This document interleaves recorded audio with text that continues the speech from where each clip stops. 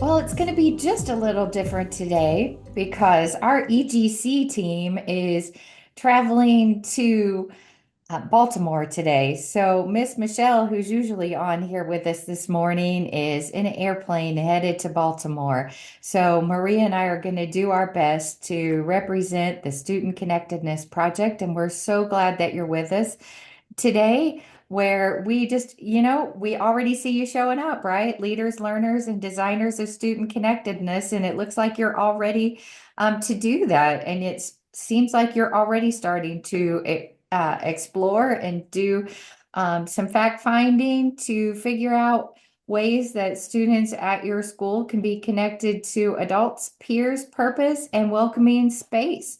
And today we are going to focus the research part. So Maria is going to talk to you in a bit about the research around connected to purpose.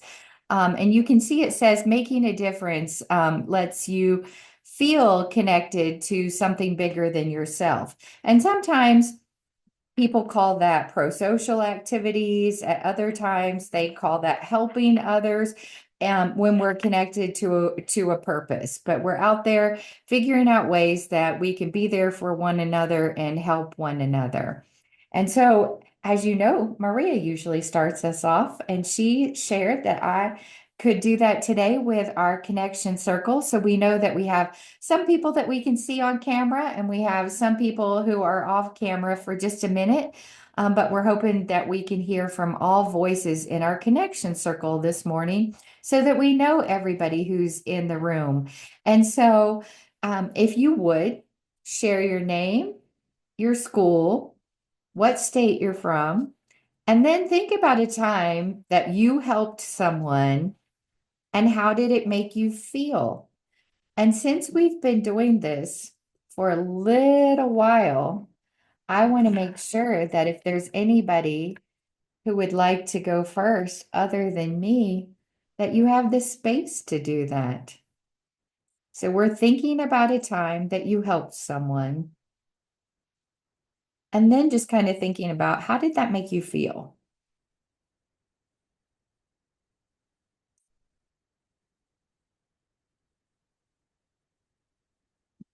Does anybody want to go first, or would you like me to start it off?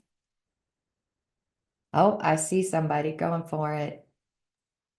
Yeah, so um I'll kind of get us started off here. So my name's Drake. I'm from Health Leadership High School. We're here in New Mexico. And a time I've helped somebody is just like around the school, like kind of supporting like students, and it kind of makes you feel like good, like uplifting. Drake, do you want to Um, call on someone else? Are you going? yeah. My name is Leslie. I'm also here from Health Leadership High School, and we're here in New Mexico. And I think a time I helped someone, well, I feel like multiple times, like helping like new students finding their way around school, like it like makes me feel like good, like to know that I was able to like help them like to go where they needed to go.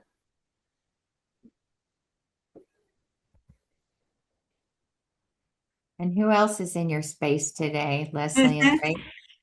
Hi, I'm Katie Solomakos. I'm the Community Schools Coordinator here at Health Leadership High School in Albuquerque, New Mexico. And I think about times, especially on campus, when I can help make space for students to step into leadership and take that role. And that just makes me feel really hopeful and excited about the future when I see that happening. And do you want to call on someone to go next? Um, how about Greg?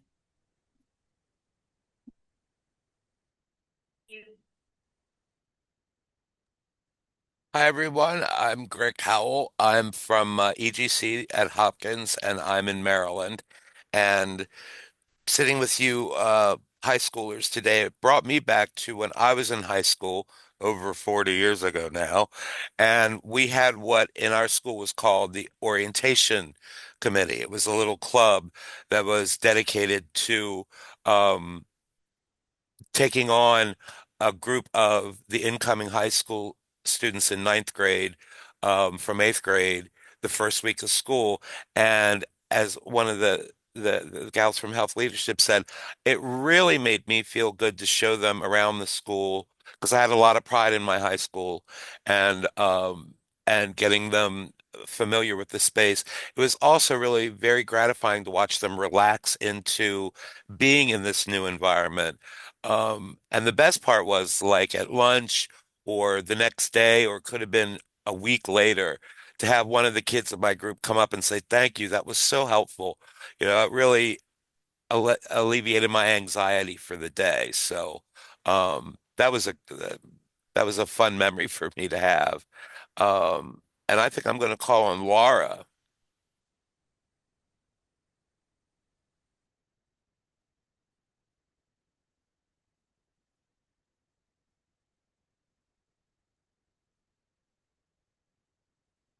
Laura dropped in chat that she is the attendance liaison at RISD in Roswell, New Mexico, and is also part of the Safe Schools crisis team.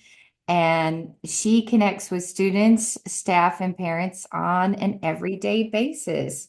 Thanks so much, Laura. And then Christina, would you like to go next?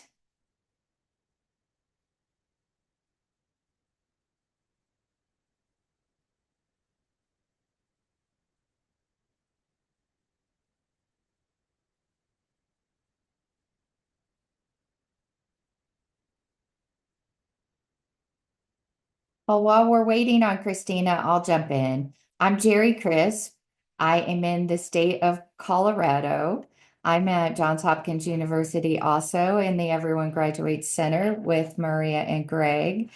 And when I think about a time that I helped someone, I shared with everyone that we are traveling to Baltimore to all be together as a team today.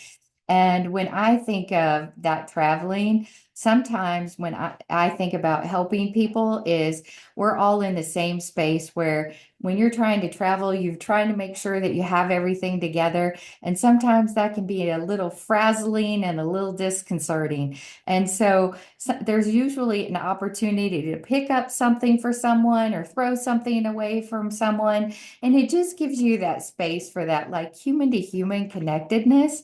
And it just, you kind of put a smile on your face and you got a smile on their face and you're just feeling it together.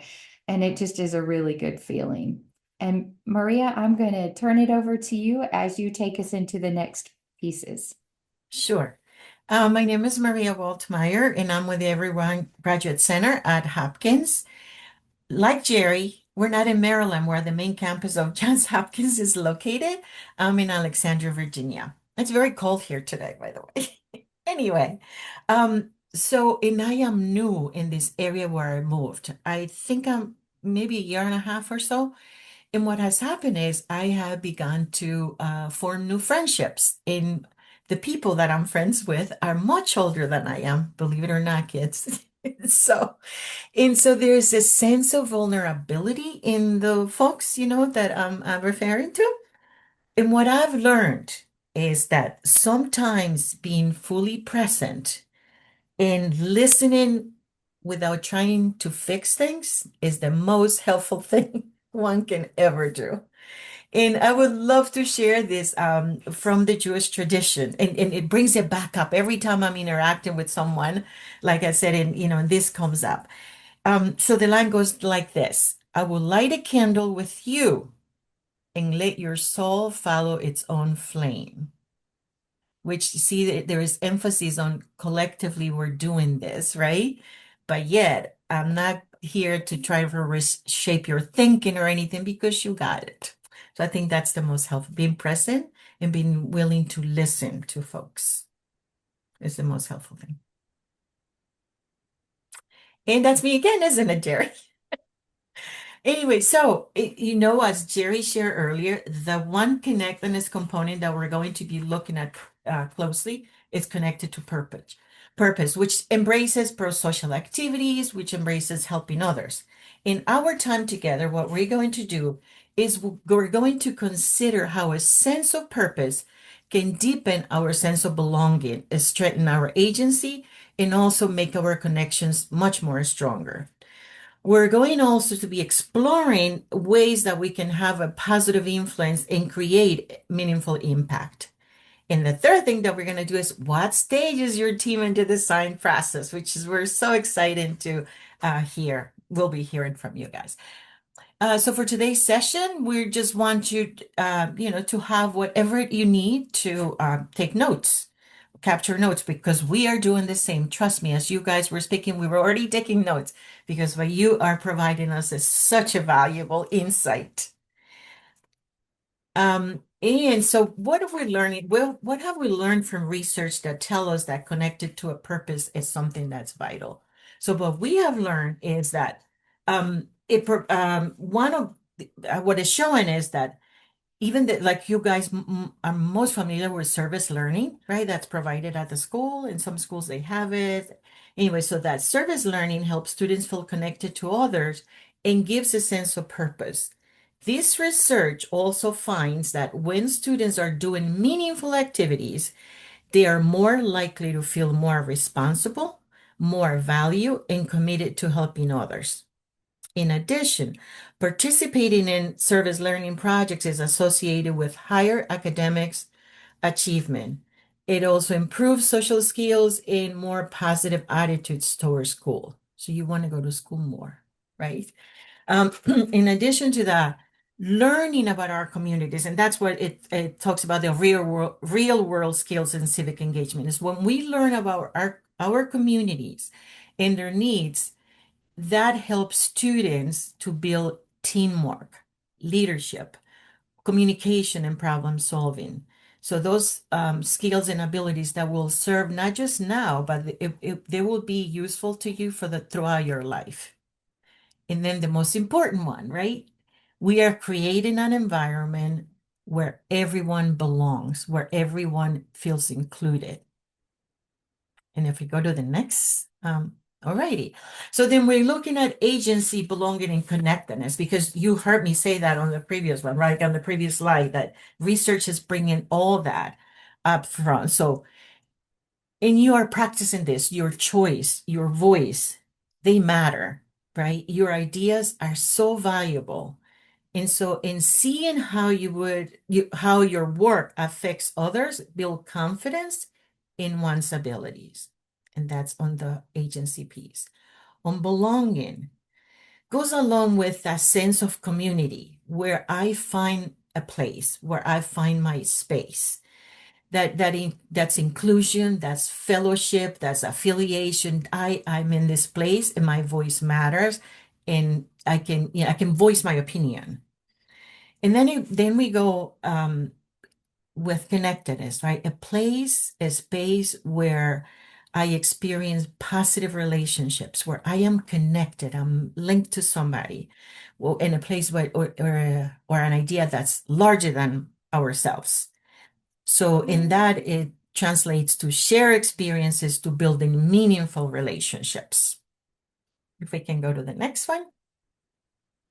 So we're going now to invite you to think about a time when you did something by either helping someone, improving something, or making a difference. What were you doing? How did it make you feel? So we're going to give you a little bit of time to think about that.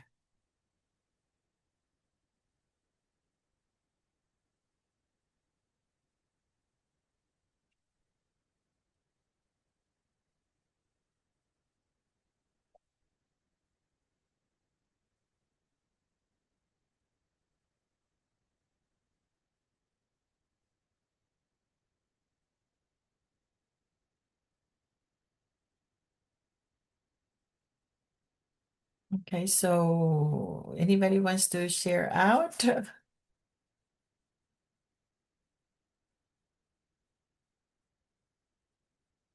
or ready to share out?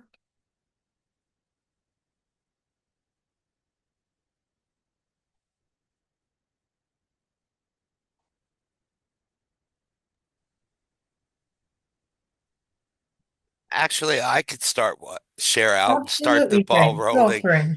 And this comes to the time when I first started at Hopkins 23 years ago. Um, I came in a design format. I was taking all of their existing printed materials for the English courses and the math courses that the Hopkins team had developed. And what I did was kind of unifying things. One of the things that happened is that the process of writing the stuff, getting it to me, getting it edited this back and forth process was really didn't have a process. And so it really slowed things down. And what I did from my advertising agency experience is I worked with my boss and we created a method of moving the work along. Um, and establishing some guidelines for due dates, which really helped the process. And over the years, it became a very smooth process. Everybody got into it, bought into it. Maria was a part of it as well, and it made me feel very confident about what I was doing because coming into a place like Hopkins, you're kind of intimidated. You're with all these brilliant people from all different varieties. And it really connected me not only to my boss, but all the other team members, all my relationships with all these people deepened so greatly to the point where we're great friends now and we interact not only as just employees, coworkers, but as people and friends and caring about our families and in relationships. Thank you, Greg. Anyone else thought about something that when you were helping someone, you improved something or made a difference? What were you doing and how did it make you feel?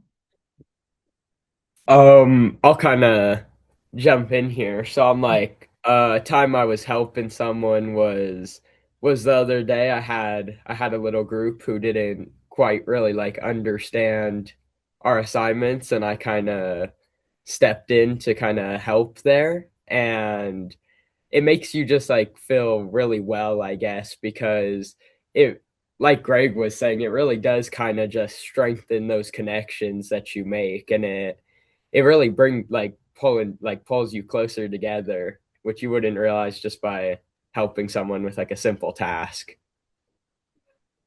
Thank you. Okay. Anyone else?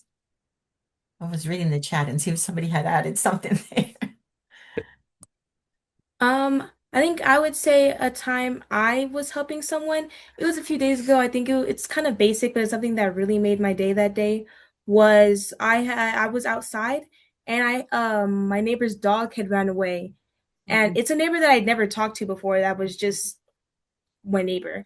And so her dog ran away and I had helped her catch it. And I feel like it just really strengthened our connection. Like now me and her like have like a relationship, like we're friends now. So I feel like that's something that just Thank you, Leslie. Anyone else? And as a dog owner, good for you, Leslie, for helping her out. Yes. I would say last year I had a senior who needed some help with their passion project, and it was around animals. So I helped connect him with a community partner, and he organized a couple of animal vaccine events at our school. And through that partnership, he was able to get a mentor for going on further to pre-veterinary school. And he's now coming back to our school as an alumni to help another student start that. So yeah, it felt great to help him on his journey. And now I think the outcome is that he's coming back to help other students after he graduated, which is really cool. Great. Thank you. Anyone else before we move on?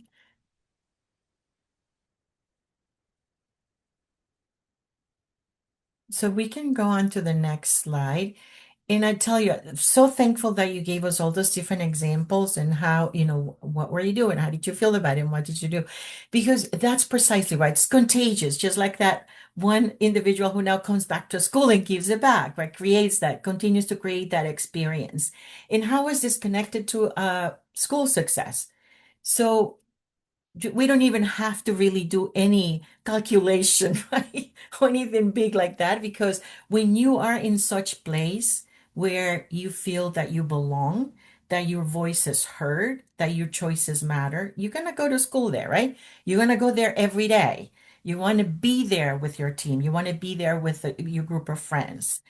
And undoubtedly your behavior, right? You will be more engaged in classes. So things like it will be less disciplinary situations with you because you want to be there. You're in the place where you want to be. And consequently, then your grades will be a lot better, right? So higher academic achievement.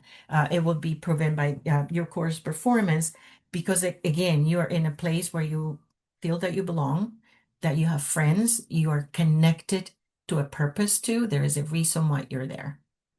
Okay. So if we go to the next slide is, so this is a question for you related to your space, your school. Do students that our school have opportunities to feel connected to a purpose?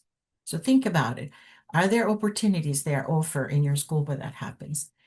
And then I want you to imagine that every student had a clear purpose at school. So an opportunity to help others, an opportunity to connect with others. What would we see happen differently?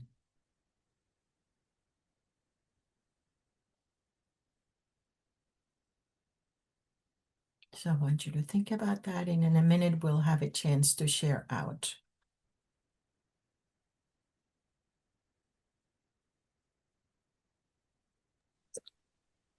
I'll kind of say something here to like Go answer that like ahead. last little question. I feel like what I'd like kind of see happening, like I feel like we were kind of saying it's that like chain connection, like it keeps going after like you do some kind. And so I think it would just kind of keep like leading on and kind of just Mhm, keep strengthening our community, I guess, here mhm, at school. Like if everybody had a clear purpose and like came and mhm. Can you think of an opportunity right now that the school has where it's connected to a purpose? And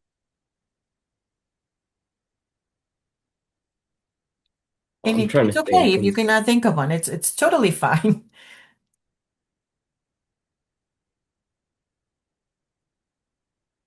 So right now, so the one example about the individual who keeps coming back, right? That's an example, an opportunity for those interested in animal well-being and all that. That's a great opportunity that is now built in, and it was prompted by something, right? By someone, by a purpose.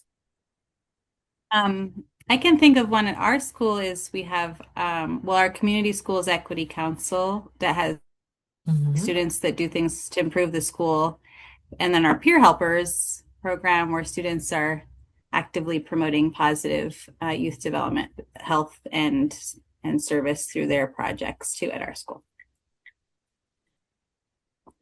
Do you guys think of any that?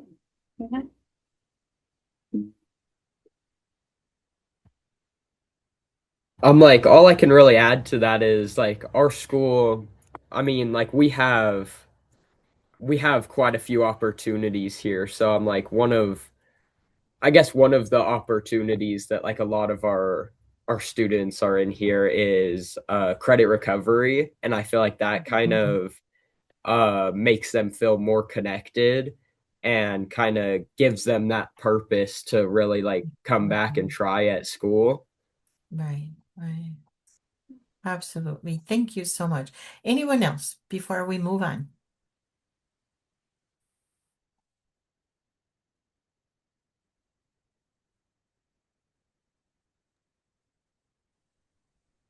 We're good. Hello, we can Hi, see you now. hello. I Awesome. feel like here at the schools we have those programs like AVID and DEPCO and STEM, and I feel that the kids feel connected with those through those programs. They do a lot of activities in the community where they get connected with the community, other parents, teachers. So I think those are good things that they are doing here. And I'm sure in other schools, the Abbott, they do things like what you have on your picture there, just like the kids, the community schools also some of the kids participate on that. So that's some kind of connection because they connect with other students, they connect with parents Mhm. from other schools, just within the community. Right. And they get to know their community better, right? Yes, and personally, I have a child that she has DEPCO and she also has STEM, and she always comes excited about those classes, and she wants to get an AVID, but I know it's so I understand, but yes, Awesome. Thank you, Laura, for you're sharing. welcome.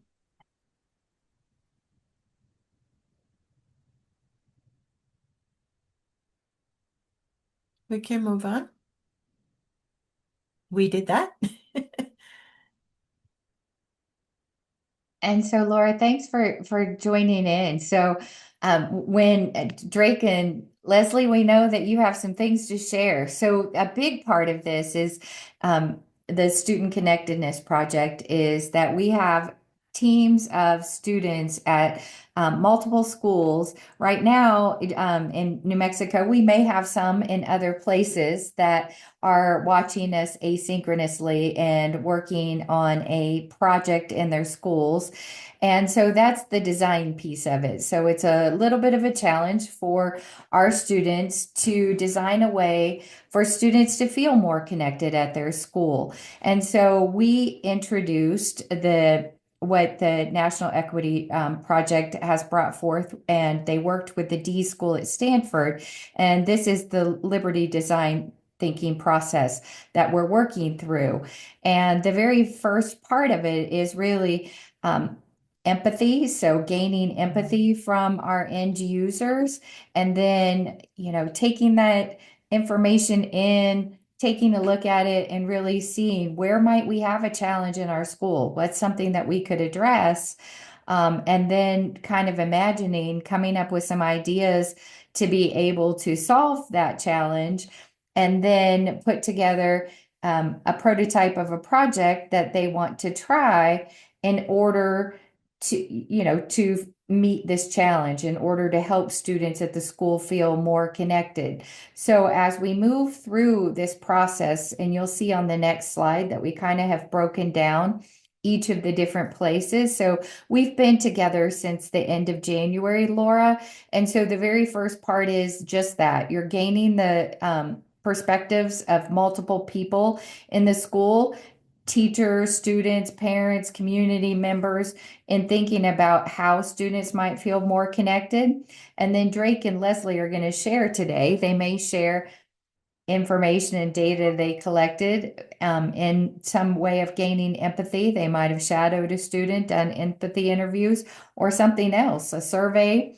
And then that will help them define the challenge. So, how might they help students at their school feel more connected and really strengthen relationships? We just talked about that's going to help us build on the ideas of others.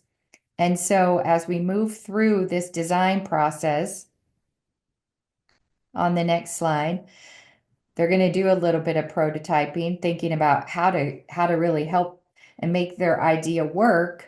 And it doesn't have to be perfect. We're just going to try it out, and the things that worked, we're going to keep doing, and we want to build on those, and then we may do a little bit of changing if there were some things in our process that didn't work. And so as we move to the next slide. So that's what it is. We're learning a little bit about the peers. So Leslie and Drake are trying to figure out, how are the peers in their school, how are other students in their school feeling about their connectedness in the school? And then they're trying to decide what to do. And so with that, we have 4 areas for us to be connected. We can be connected to peers. We could be connected to a welcoming place. Today, we're emphasizing that purpose, and connected to adults. And so we are looking forward as we move to the next slide. We have just a place for Leslie and Drake to do some sharing out. And we put some questions up here, but I think that they are ready to go in whatever way that they want to share with us right now, because I see them smiling and they were ready from the start of this meeting. Yeah, I'm like we got all our work here, so I'll start us off here by presenting. So basically, like to look more into those student connections, we basic we have surveys that we do at the school. So these papers here, I'll kind of show you. We basically have the question, and then we have 3 years worth of like data, like student responses behind that question. So we picked out a lot of the questions that really talk about like connections and like feeling connected to the school and like kind of how HLHS has like opened like future opportunities. And so we basically took these like main like 4 or 5 questions and this data, and we've basically been building a giant list of questions to kind of create the focus groups we are talking about.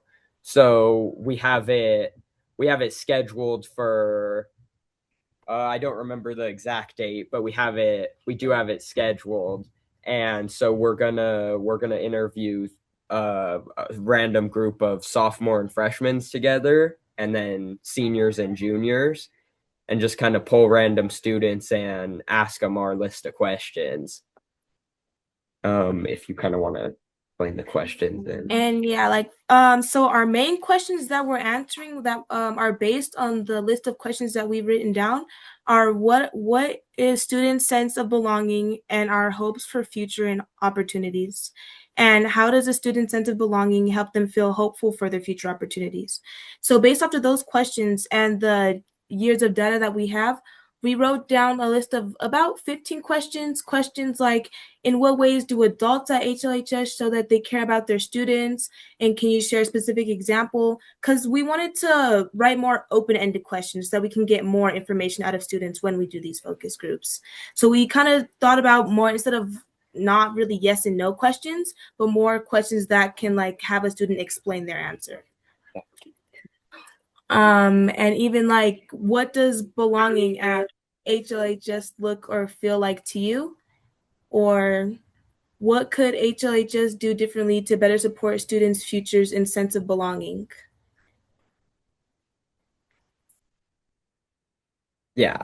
And then I'll show you guys this. So this is kind of like the base of our project right now. So it's not like a perfect drawing, but we basically have like the sense of belonging, and we're trying to make health leadership like that bridge to the future, like to kind of see how our opportunities kind of expand from what students like may not have known what was like possible.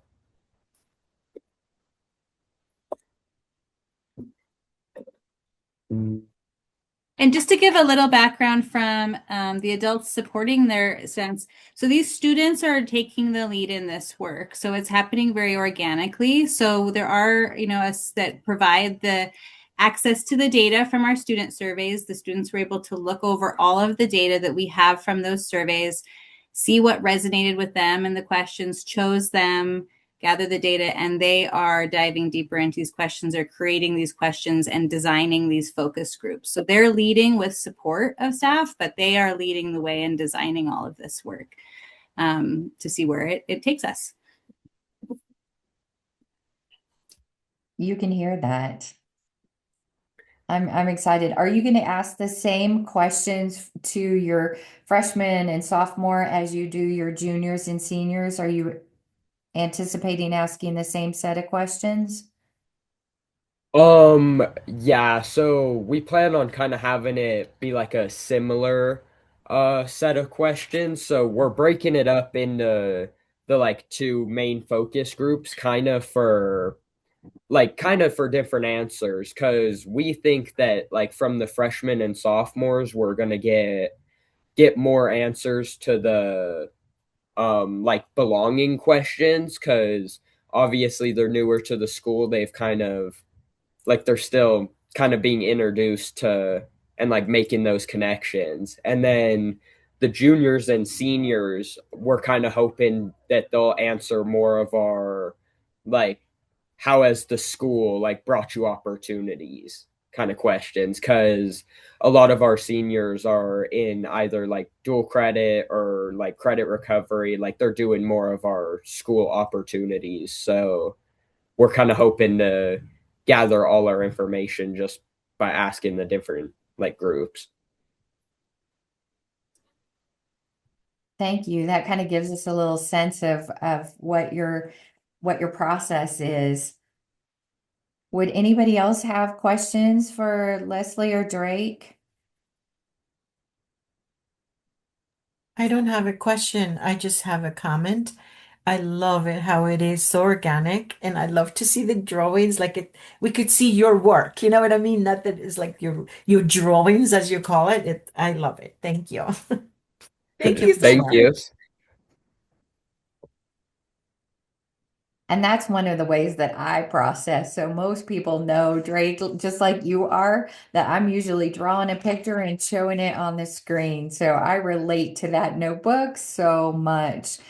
Laura, do you have any questions for Drake or Leslie or Kay as far as their project and their process so far? You can hear that it takes a while, right? They're at the very beginning of this stages. We talked about we have been meeting together since the end of January, but they're meeting together also at the school, looking at data, determining focus group. So, they're working their way through the design thinking process. No, I think that is pretty awesome what they're doing, and I know it's time consuming, and that's awesome that they take their time besides their busy schedule at school to go out of their way to do this questioning, questions to other students. So that's wonderful. That's a wonderful effort, and if they can do it, I'm sure other students can do it as well. Good job. Thank Thank you. you. That's truly what we're hoping, that each time that we have people watching this asynchronously, that they will be motivated and they will be inspired, listening to Leslie and Kay and Drake, share about their project. And, they're at the very, very beginning of it. They're like, we don't really have a project yet. We're just trying to figure out what we want to do. We're looking at data, and then they're actually trying to go a little bit deeper. So we see this data, but we really want to understand what that data means, kind of like a root cause analysis, right? For our fellow students to tell us a little bit more about that data. Jerry, and as you just described what's happening with folks and other students who are watching Leslie and Drake, that to me, the first thing that came to mind is like they have become influencers Mhm. without social media influencers, without that was not your purpose, you know what I mean? But here you are. You all of a sudden have become that because they want to follow your lead, your example. Mhm. And they're really researchers, right? They're a part of that research process, being the part of the design thinking, because we've talked about each time we're taking notes because we're, the reciprocity in this process. And so Drake and Leslie, we thank you for that also. So as we go to the next, is there anything else that you want to share with us, or any questions that you have, Leslie or Drake or Kay? Um, I don't think we really have any questions, but Oh, oh, one oh, question I have is when is the final showcase? Yep. April 29th. April So if we 29th? move to the next slide.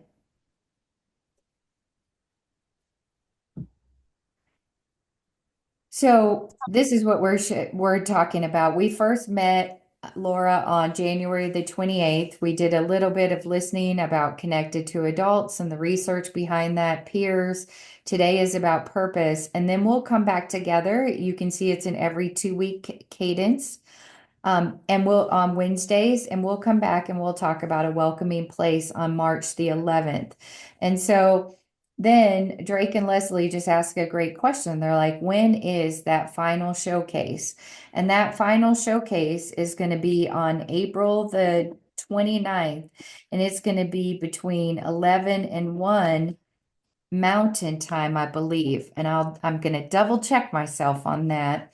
But I think that that is when all of our school teams will come together. And Leslie and Drake, you don't have to be finished with your project. We know that last year we had a whole year to go through the process, right? And we started here in January, and now we're having a showcase on April the 29th. So what you'll share on the 29th is wherever you are in the process, right? Whatever you want to share, you'll share, right? How you gained empathy and understood the students at your school.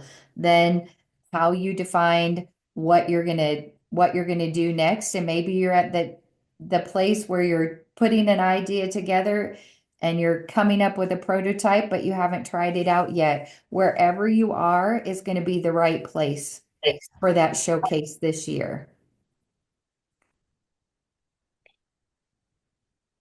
And then we put that we were going to have office hours on March the 25th, but we could do those office hours with you really anytime that you want to. We've talked, anytime that you want to email us or call us or have us come out in person, we can do that and be with you if there's at any time that you would want that type of support. Yes, ma'am. And so when you come on the 29th, you're going to be able to share however you want to. If you want to share a poster, if you want to share a PowerPoint, if you want to share just the pages from your notebook, Drake, and you're like, I don't want to do, that's what we want to do. We want to take pictures of the notebook and share it. Whatever way that you decide is going to be the right way for representing health leadership.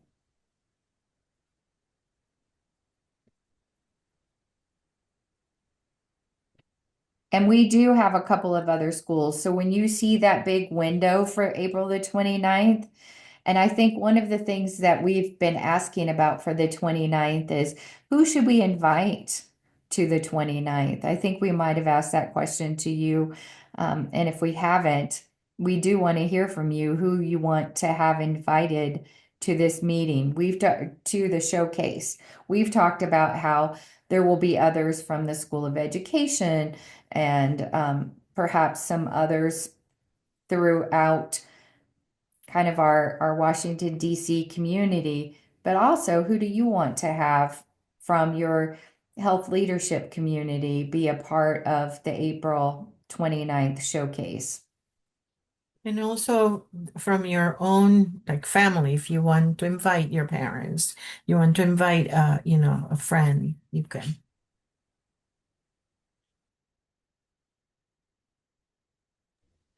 I have a logistical question about that. So if our students are presenting virtually, could we have, a like in-person component to that with some of our local community as well? Absolutely.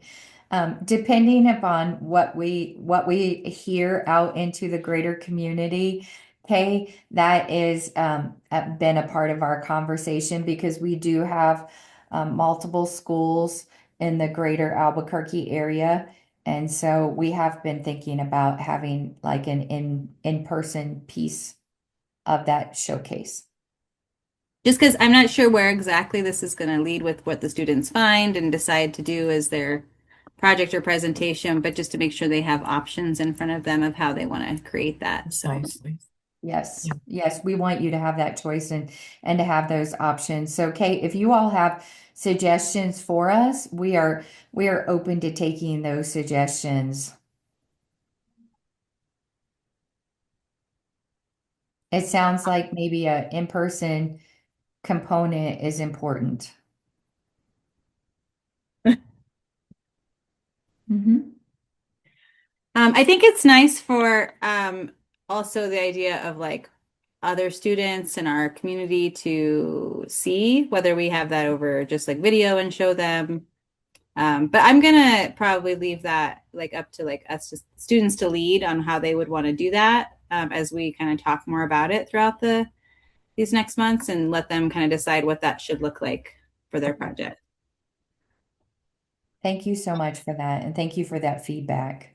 Thank you. Well, we can't wait to come back together again then on March the 11th, Leslie and Drake, and find out what you're learning from all of the students from your focus groups at school. So we want to say thank you. Thank you so much. It's been amazing. It continues And to be thank an you guys amazing so experience. much. And Thank Yeah, thank you guys. we have 1 quick minute, and I have a question for you guys, Leslie and Drake, about your focus groups. How are you communicating with your fellow students about these focus groups, and how many do you have a set a number that you want to have attend?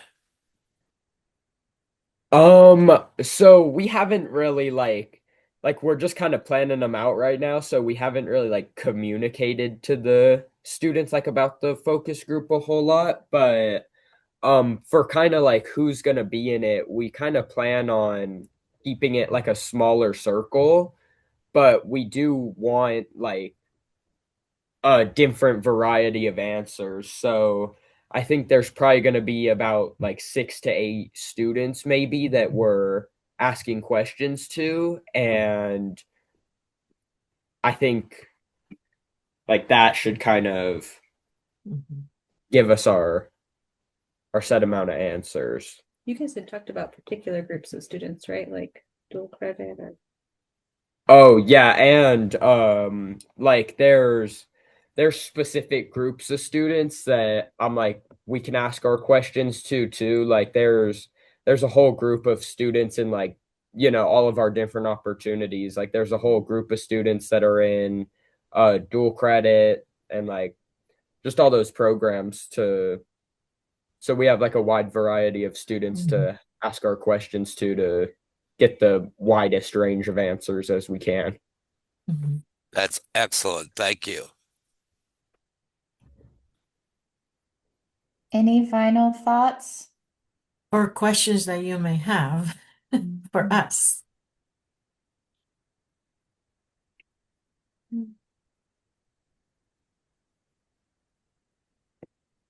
Yeah, I don't think we have any questions over here. And if a question comes up later, right? Because that happens. It happens to me all the time. Now when I'm reading, when I'm reviewing my notes. Oh, I should have asked that. Please feel free to email us. You can just send us an email and we'll have an answer for you.